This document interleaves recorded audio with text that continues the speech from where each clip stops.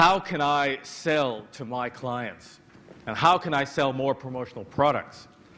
What do I get for my APPA membership? Why am I an APPA member? If my clients aren't aware of APPA, what's the point? I hear APPA's going to end-user trade shows and universities, and what does that have to do with my business? Now, the reason I am conducting our second training session is that APPA has appeared in the media in 12 feature stories across 7 different magazines, but yet members have little idea about what these stories actually say. We've exhibited at 4 end-user trade shows, conducting these education sessions to over 500 attendees at their educational pavilions. APPA has lectured at universities this year to 2,215 marketing and event management students on the importance of using APPA members and how to creatively use promotional products in their marketing. But why are we doing this PR? It generated absolutely no income for APPA last year.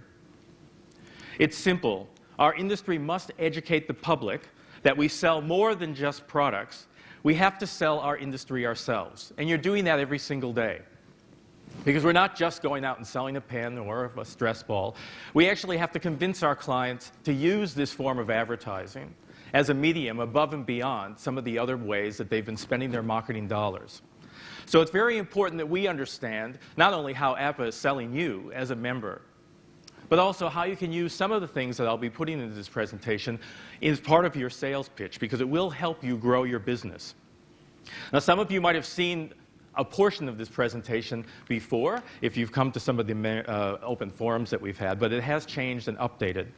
I did want to say that when I conducted this session at AIM, which is the Asian Pacific Incentive and Meetings Exhibition, they have one of those digi-vote things where you can actually vote instantaneously. We don't plan on having those at the AGMs in the near future, but nonetheless, it's fantastic because straight up on the screen, instantaneously, percentage of the people that can vote show up on the screen. And I started by asking people if there was a promotional product company that was an APPA member and a non-APPA member, and they were selling you a product, and the product actually was cheaper from the non-APPA member, how many of you would buy it? 92% said they would buy it on price, without a doubt. By the end of the presentation, I asked the same question again. 44% said they would buy on price. So this is why it's so important for them to understand that they're not just necessarily buying a product. Having said that, I certainly didn't say that APPA members were more expensive, but it was important for them to understand that price wasn't the only reason to buy. This is part of the value of being an APPA member, and it will generate income for your company. We will get this information to you, and it's going to be incorporated as part of the DVD that's going to be including the decoration processes. Now, I'm going to need your help, though. And what I need you to do in order for this to work is you have to suspend all knowledge of promotional products as an industry. You have to pretend that you know nothing about promotional products, because you'll be amazed that when I actually present this, how many oohs and ahs I get things about things that are actually quite rote for us. It's things that we realize and know every single day. I promise it won't bore you, or at least I'll try my best to make sure it doesn't bore you. But I'm going to we'll do a little test here. This is a pen. Can I get some oohs and ahs? Ah. And this is a pen from an APPA member. Ooh. Ah. All right, now, can I have a show of hands? How many people have heard of APPA before? That's about right. That's exactly right. Somebody put their hands up. I said, what's APPA? Oh, I just put my hand up. You know, I just wanted to seem smart. All right. Now, what do you think of when you think of promotional products? A pen, a cap, a mug, crap. Who said crap? Was that you, Krista? Did you say crap? Promotional products, by definition, is any tangible form of marketing used to promote a brand, event, an initiative, or a conference. Now, that has a wide scope for interpretation, and it includes everything that you see up here, all forms of corporate and event merchandise, point of sale, offset printed materials, signs and brochures and printed flyers, gift with purchase programs, retail campaigns, motivation, incentive, and recognition programs, point redemption programs like flyby programs, trade show, conference acknowledgments, corporate gift and service anniversary programs. So you can see that promotional product covers a wide range of the marketing sector. And today I'm going to talk about effective case studies of promotional products and how they can be used in advertising and marketing. I'm going to talk about who APPA is slightly and who they are and how they can help you. I'm going to talk about interesting ways to use promotional products in the marketing mix.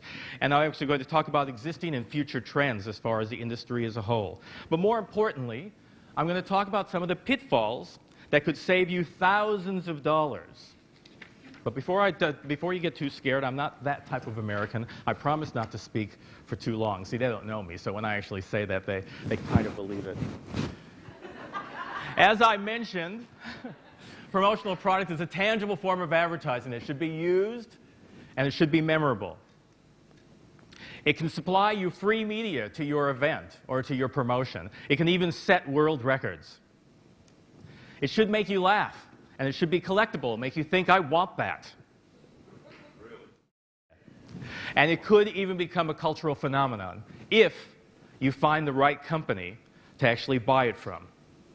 Now, I'll briefly tell you about APPA. APPA is the Australasian Promotional Products Association. We've been around for 20 years. The most important thing you need to know about APPA is that 90% of the complaints that we receive from APPA come from people who buy from non-APPA members.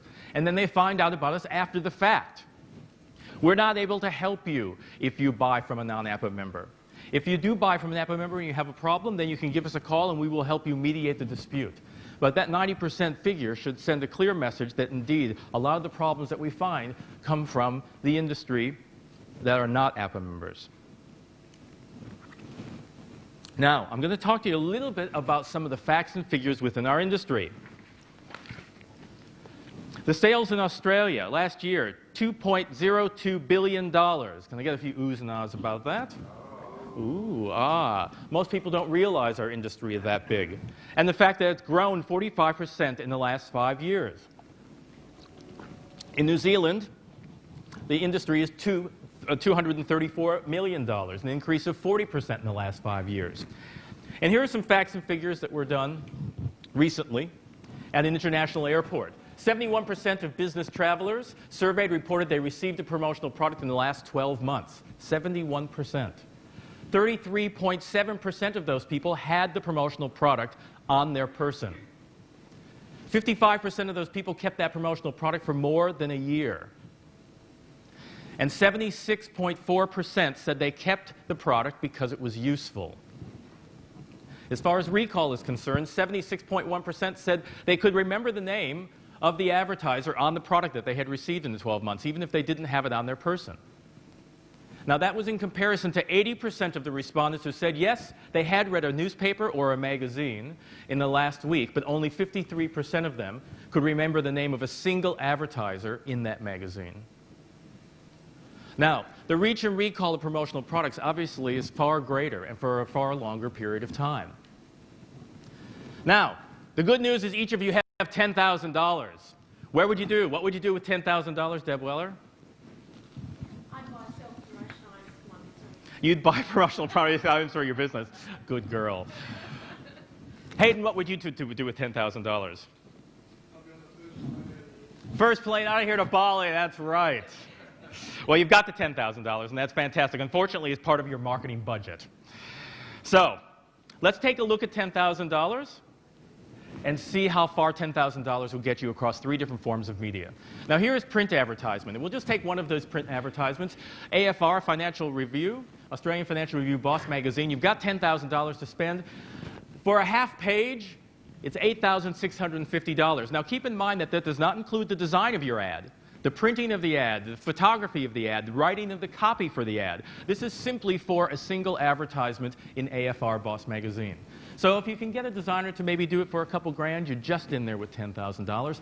For a half page and 24 issues, it's not $7,500 for all 24 issues. It's actually $7,570 for each issue. So it's $7,000 times 24. So they'll give you a grand off if you decide to do 24 magazines versus the 1 magazine. Let's take a look at television. We've got a Channel 10 15-second spot in Melbourne for one showing.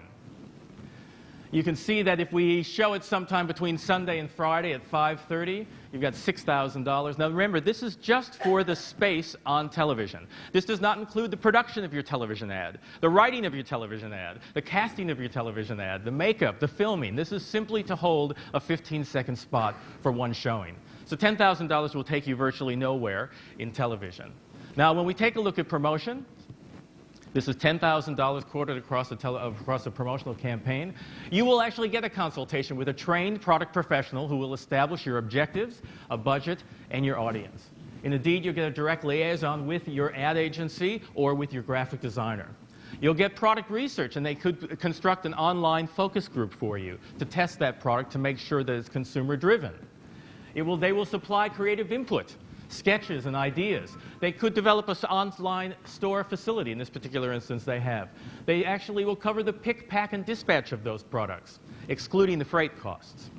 And they'll supply ongoing customer service and advice and support throughout the promotion. But in addition to that, for that $10,000, you could buy 4,500 ceramic coffee mugs, or 2,750 bubble clocks, or 2,000 embroidered baseball caps, or 7,500 mouse mats. So you can see that $10,000 will take you quite far in the world of promotions, certainly farther than some of those other forms of media. Now, what we're going to do is take a look. I want you to stretch your mind. I'm going to show you some examples of some case studies and where promotional products have been used successfully. This is to just illustrate to you some of the success rates that we have with our members and our clients, our members' clients. So let's take a look at the first one here.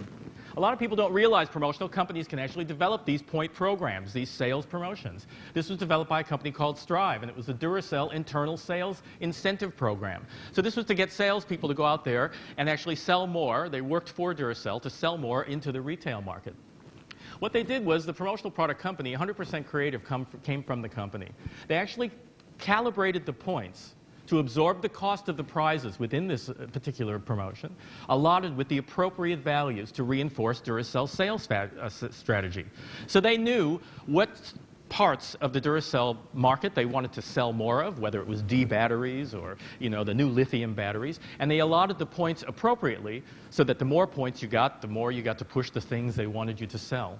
It was the most successful internal sales program in Duracell's history, and during the course of this promotion, internally, it increased sales by 72.3%. Now, if you can say that you can actually increase your sales by 72% over the course of one promotion, you're doing pretty well. Here's another program that was actually done by Strive, and this shows you basically that cash value incentives do not have the same value as promotional product incentive values. In this particular instance, NAB was actually looking to try to increase staff input on NAB TV, which is their internal television program. They wanted to encourage staff's feedback about what the programs were, whether they were actually getting anything from that, and currently what they were doing was spending $250 a month as a cash incentive to basically give feedback about the NAB TV and get people to watch it. Strive went in there and actually came up with this program that was a themed gift pack incentive. It tied in every month with a different theme. They have a World Cup soccer gift basket. They had a spring racing carnival gift basket. And by offering those gift baskets instead of the cash, what they did was increase the feedback from the staff by 103%. In addition, the value of the viewing of NAB TV increased by 31%. And overall, throughout the course of the year, they decreased the money that they spent on this overall promotion. So it had greater value, and they spent less money. Now, when advertising a gift with purchase program, you want to find something that's going to be appropriate. Gift with purchase programs is one of the more successful ways that promotional products are sold. Has anyone ever heard of a Boonie doll? Anyone ever see those little guys? People know how those wonderful things work. Inside that little plastic guy, there was a digital chip.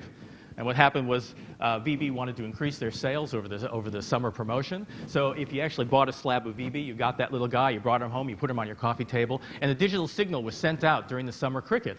And Boonie doll started to speak to you during the course of the cricket match. Nice wicket. Get me another VB. It was the most successful promotion in Australia's history to date. There are more than 200,000 Boonie dolls in people's homes. It won 3 of the top marketing awards from 3 different associations. It doubled sales for VB over the course of that promotion. Boonie dolls are now fetching $200 on eBay, and it received free media across every form. Print, television, radio. It was the product of the summer, and it made our industry look great. Everyone had heard of it. There was reusable technology, so that VB could use Boonie dolls again the following year. And they actually ended up following it up with another promotion that was this year, where they had Ian Botham, a UK cricketer, and they actually have them arguing with each other. So when they sell the cricket, they send out the signal now, they actually banter with each other as well. When you choose a gift with purchase program, you'll see some other appropriate gift with purchase programs up here. There's some important questions that you need to ask. Does the gift fit my product's brand positioning and my sense of the market, my target market? Does the gift support the encouraging use of my particular product? Does the gift with purchase encourage supply additional future marketing data and elicit a response from my target audience? So you really want to try to elicit a response from your target audience. So if we take a look at some appropriate gift with purchase programs, we've got the Big M Skim Board done by a company called Aerozone. We've got a strawberry lip gloss with a strawberry champagne that was being launched. That was Augustine. High Impact did a shower caddy for a new set of Venus products that was coming out. So it again encouraged the actual use of the actual product. The shower caddy obviously held the products. And this was a lip gloss, a UV sunscreen strawberry and cream lip gloss that went with a little shot that was being produced alcoholically. So when you're planning your gift with purchase program, you need to review your history and your competitors' history. What kind of gift with purchases have been offered? You need to deal with an APPA member and take advice from them. You need to have a written, detailed rollout plan to determine how you're going to measure results, and you need to engage and support everyone responsible in a written form with regards to these programs, because they're quite complex. And you need to get that feedback in a timely manner.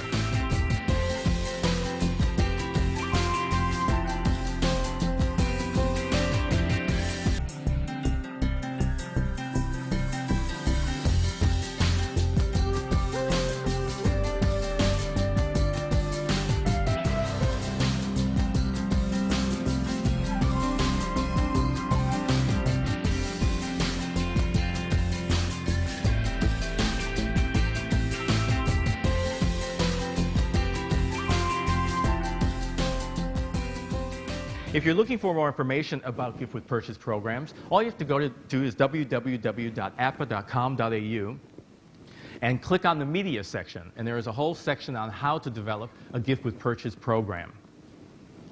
Now, we're going to look at a couple different case studies, things that you might not think of when you think of promotional products. Many of you might supply awards and trophies through the course of your events. Why not create something that's actually going to get a little media instead? Award is an award is an award. Here, Aerozone, a company here in Melbourne, actually developed, for the first time, they replicated this baggy green cap, the miniature baggy green cap, and they put it in a lovely mahogany frame, and they had a lovely gold plaque. And the Australian Cricket Association, the cricket board, was actually rewarding 198 living test cricketers, and they wanted to do it in an unforgettable way. So they devised this way with Aerozone to actually, and it was the very first time the baggy green cap had ever been replicated. You don't see those being able to be replicated. But they worked with the license and actually replicated it.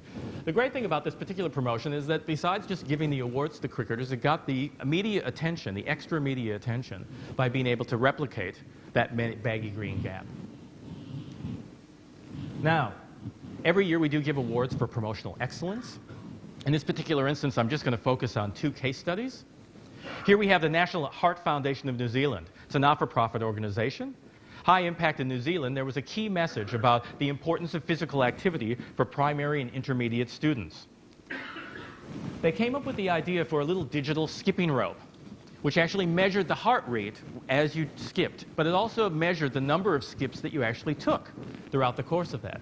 They came up with all of the printed material and encouraged kids to go out there and get sponsorship for the number of skips that they actually took. The great thing about the promotion was that because of the technology-based product, the kids got much more involved. In fact, the kids' participation increased by 30%. But more importantly, you can imagine when they rang up the media networks and said, hey, guess what? There's going to be 600 kids skipping rope on a playground at this particular date. If you want to be there with your television cameras, it's going to be a fantastic opportunity. So they got free media all the way across, again, all forms of media, television and print, and it increased the donations from the year previously by 54% for the Heart Foundation. Now we'll take a look down here at Oz Films. Ozfilm was actually doing a trade show and conference. They wanted to promote Australia in a unique way at an international trade show as a location. Walk-in Promotions came up with the idea of actually doing something that was iconically Australian. Now, I know we're very used to seeing flip-flops, we're very used to seeing thongs, but this was so popular halfway through the trade show in Los Angeles that they had to pass a rule that only film executives that inquired about filming actually in Australia would get them. They sold out almost instantaneously. People were just absolutely going crazy for them. In addition, the website traffic, which was left in the sand, by the way, they filled the booth with sand, and as people walked around in the sand, it left a little imprint of the website at the bottom of the sand. Website traffic increased by 32% after the show. This also won the first prize at the International Marketing Awards for Film Commissioners in the category of specialty items, which gave Oz Films additional media throughout the course of that. Now, one of the buzzwords that we constantly hear today is green, green, green. What can we find that's green? Well, green products are important, and we do all want to soften our carbon footprint. There are environmentally friendly promotional products that are out there, and there are responsible ways and inexpensive ways that APPA members can get that message out to your clients. Here's just a couple examples of some of the products that are available. Over on the left, it may look like a book of matches, but it's actually seed sticks. Those things are biodegradable. They're made in Australia. You can plant them in the ground, and they will grow up to 70 plants. You'll also see there's a lot of key information that you can fit on there. Here it was the Asthma Foundation. They were promoting asthma-friendly plants at the Flower and Garden Show. In addition, you can see it was sponsored by National Pharmacy, which helped the Asthma Foundation offset their costs. So they ended up working out a sponsorship deal. That increased booth traffic for that, from the year before by 40%. That was produced by Wampro. In addition, we've got some other green products that you've got up here. Arizona had done a self-promotion where they were sending out little trees in a pot as well and some seed sticks. The St. George egg that you see there was actually done by Economist Corporate. St. George is looking for a gift to inspire their staff after being named Bank of the Year. They wanted to motivate their staff. This little egg you actually water. The egg cracks open and the seed begins to grow. Within a few days, a message actually appears once the fronds of the plant actually opens, and it says, "Thank you." It was a huge success in the staff of the St. George's office, and they actually had competitions that they ran from bank to bank to see who could grow the biggest plant. A year later, there are mini jungles growing all over St. George's Bank because they actually grow very, very large. In addition, you'll see over here some recyclable products. A lot of people say, oh, plastic, plastic, I can't use it, I can't use it. Over here you've got plastic rulers that are recyclable and frisbees that are recyclable, made all from recycled plastic. And of course, it's all important to take a shower for a shorter period of time nowadays, especially with the lack of rainfall that we've had. And that's a 4-minute shower timer. So you need to speak to APPA members about things that can actually help you in a green capacity. Now, when can an invitation itself increase the invitation, the attendance to the actual event? Here we've got Channel 7 Sport was doing the Spring Racing Carnival. They didn't want to just send another paper invitation. How many paper invitations do we receive in our lifetime, and how often do they end up in a bin? They decided to send out Jockey in a Box, a pair of branded jockey shorts and a rubber stress horse. It actually increased the booth attendance to the same guests that they had sent the invitation out to the year before by 35%. Here, Merrill Lynch was doing an invitation to Cirque du Soleil. So instead of putting the invitation just on a piece of paper, on each one of those juggling balls was a different piece of information about the event itself. Where to park, where to get the tickets, and where to actually meet to attend the Cirque du Soleil. From the year before, again, they invited the same number of people to, this was for their key clients. 47% more people came when they got the juggling balls than they just received the printed invitation the year before. A cap is a cap is a cap is a cap. In fact, the first thing you said to me and said, what do you think of when you think of a promotional product? You said a cap. But not all caps look alike. Here, Sands Promotions was actually doing something for the Starlight Foundation. They were hosting a pro celebrity tennis tournament at the Sydney Tennis Centre. This style of cap had never been launched in Australia before. As you can see, it turns inside out and zips into a tennis ball. But what happened is that they came up with a concept that went along with that cap. That tennis ball material could be signed. So all the kids from the Starlight Foundation got a chance to go and get the autographs of all the tennis celebrities on their bucket caps. You can imagine that all of the kids getting the signatures from all of the tennis celebrities, then turning their hats inside out and wearing them to protect themselves from the sun, got themselves a huge amount of media. For the same cost that you would pay for a regular bucket cap, you use the promotional product to actually get attention and get some additional coverage from the media you wouldn't have normally received. Effective corporate merchandise ranges are very important for most of the large corporates to think about. It's a great way to not only represent your brand, but redefine it. In addition, these things can be self-liquidating, and some of these products can be put onto the website and sold externally as well. These are just some of the examples of some of the successful gift with merchandise programs that you may be familiar with. In addition, if you're doing an awards ceremony or you're doing an event that you're actually thanking your staff or your clients, why not do table gifts? Why not actually get some table gifts on there and even get them co-sponsored by some of your key suppliers so that you don't have to pay for them? But it actually makes an event quite fantastic, and it's a great way to continue your message after the event. All right, I'm going to cover you on the 3 biggest misconceptions in the promotional product industry. Now, I want you to wake up and pay attention to this, because this is very important. PMS Reproduction. Does everyone know what a PMS book is? The Pantone matching system is what we use in offset printing to actually match a whole wide variety of thousands of colors. The first thing you need to know about promotional products is reproduction of PMS colors is a difficult and technical process. You need to manage your expectations when you think about actually replicating some of these very, very specialized colors that you do. There are certain mediums that you can represent it very well and others that you can't. If we use mugs as an example, I think there's a total of around 27 mug color inks in total. There are thousands and thousands of variations of PMS colors. So matching a color on a mug is a very difficult process as opposed to matching it on some other kinds of ink. You need to prepare your artwork, and you need to work with your promotional company to have your artwork prepared properly. We'll talk about that in a second. You need to have design guide flexibility because, you know, as clients, you will spend thousands of dollars actually spending money on these design guides and never think about how the logo is going to be properly reproduced on a product. So you need to think about a certain flexibility when you're producing your logo onto a product because it isn't going to look exactly as you might have had your mind in your style guide. So have some flexibility. Make sure that you definitely try to get a sample of the product that you're actually ordering. When you just buy things off the web, when you buy things from a catalog, you're not seeing the actual product you're going to get. Try to get a sample, an unbranded sample, so you know what you're getting because you know that photography can be a wonderful thing. But it's important to get the actual sample itself so you can see it. And when an artwork approval comes to you as a client, please, dear God, sign it and send it back to your promotional product company. Quickly. Quickly. Please don't wait for 2 weeks or 3 weeks and then wonder why your promotion's going to be 2 or 3 days late because you've taken 2 weeks to sign it off. They need that information from you immediately. Now, I want you all to repeat after me very, very loudly. EPS vector. EPS vector. No, it wasn't anywhere near loudly enough. Can I have that very loudly? EPS vector. EPS vector. Thank you very much. Now, what is an EPS vector file? This is the way you need to provide your artwork to all promotional product companies. Your graphic designers will know what an EPS file is. You need to ask for an EPS vector file to provide it. Now, why do you need to provide an EPS vector file? This is a JPEG.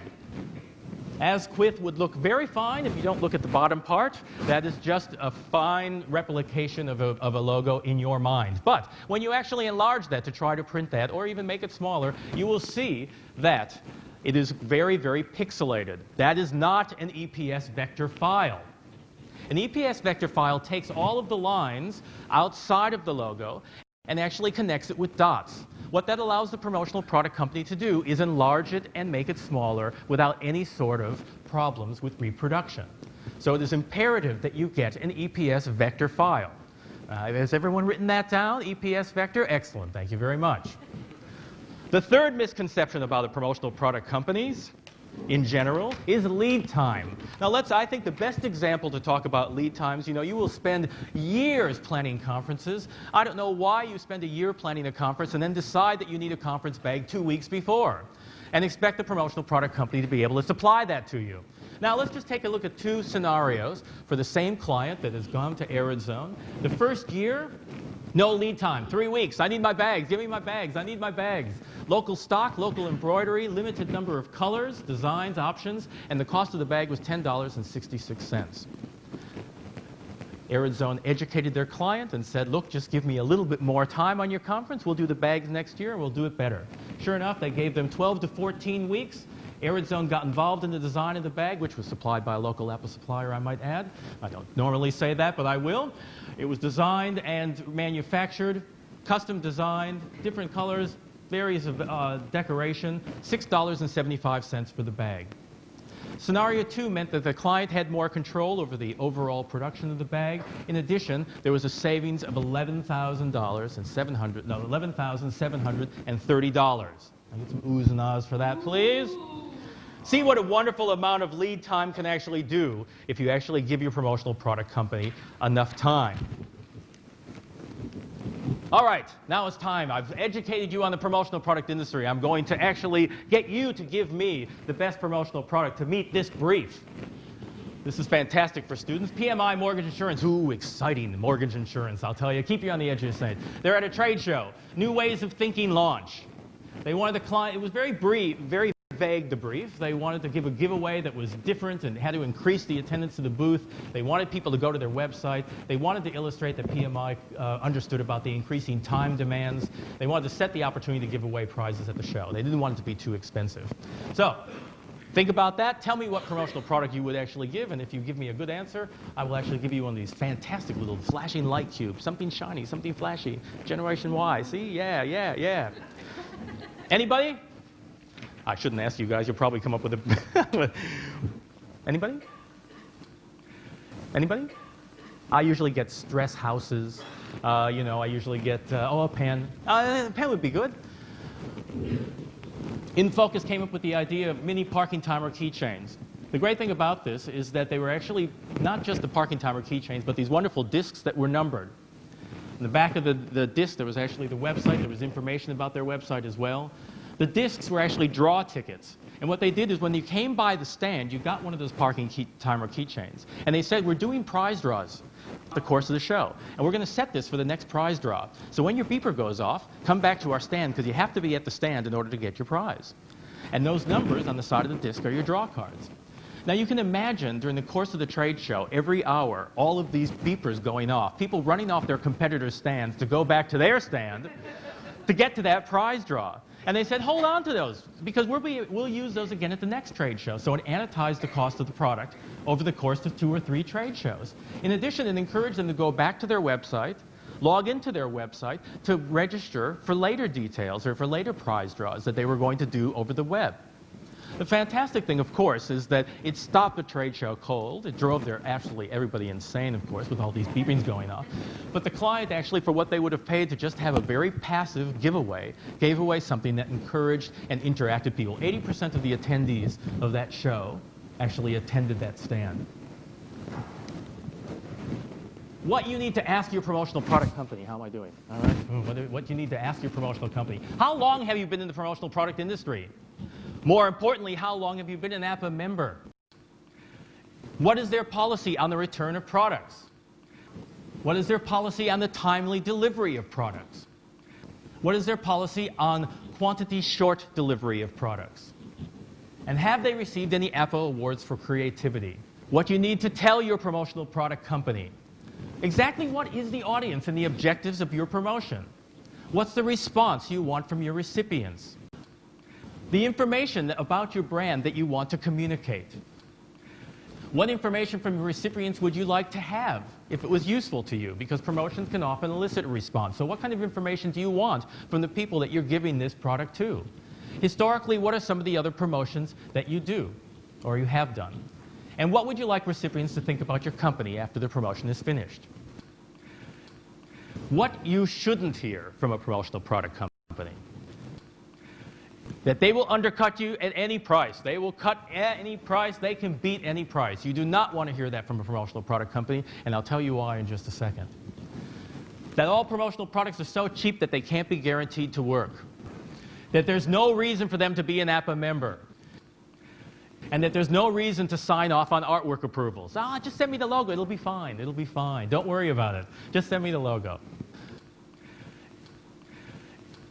When people ask about trends within the industry, online focus groups have been fantastic, and they have been a trend, and the reason they've been a trend is because it makes the promotion consumer-based, not ego-based. And as future marketing managers, I want to tell you that many of you will make decisions about promotional products, and you'll say, I want that, I think that's great, this is what I think we should do. And then when the promotion doesn't quite work, you'll say, promotional products don't work.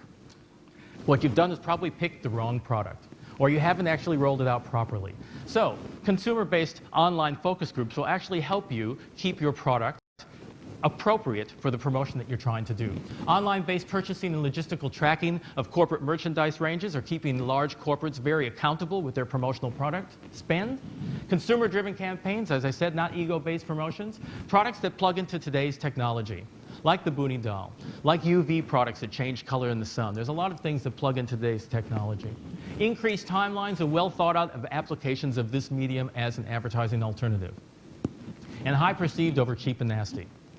Now this is my favorite part of my presentation. This is where I talk about why you should use an APPA member. I'm going to talk to you a little bit about some of the nightmare stories that APPA has received and as complaints over the years. Remember these little flashing light cubes, these little wonderful little things here?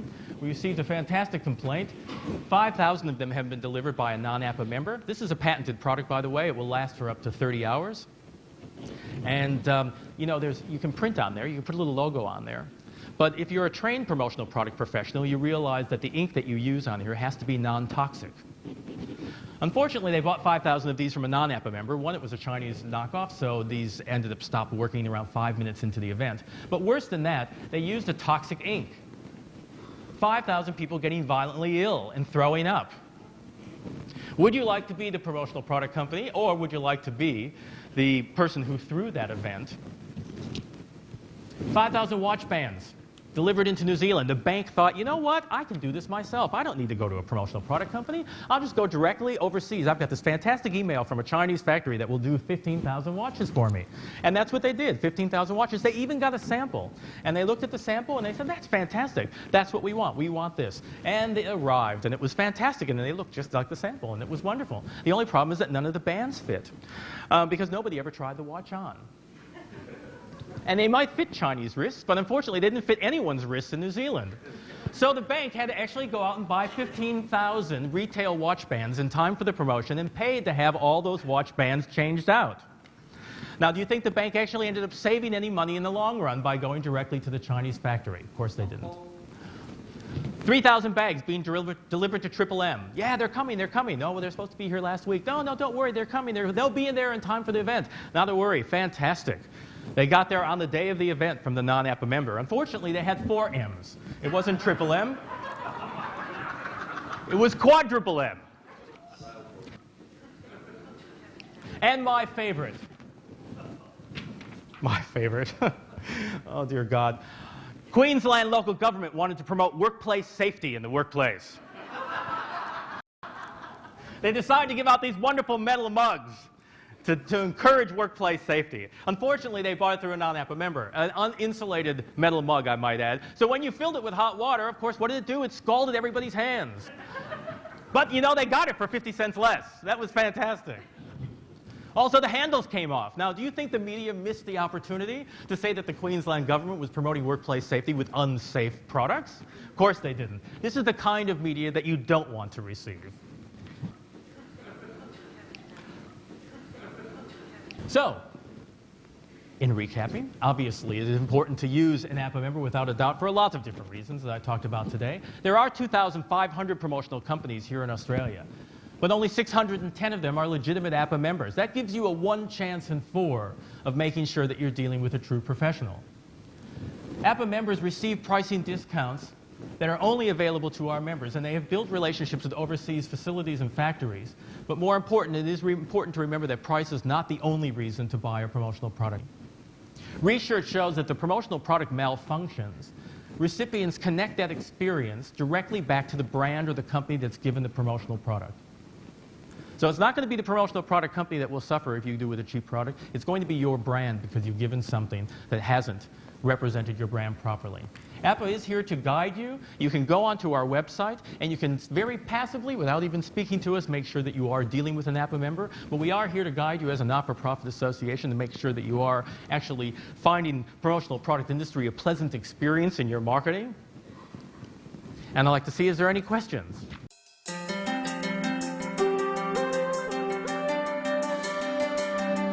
I'm going to say I've been so reinvigorated by speaking to these students who are in their latter years of marketing, just the last couple of years.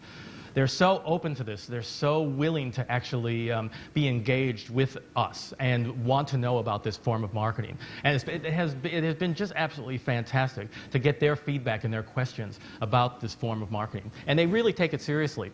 And I think that when we talk about the gaps in generations, these next generations are product-based. They are tangible marketing-based. And it's only going to mean good things for our industry in the long run.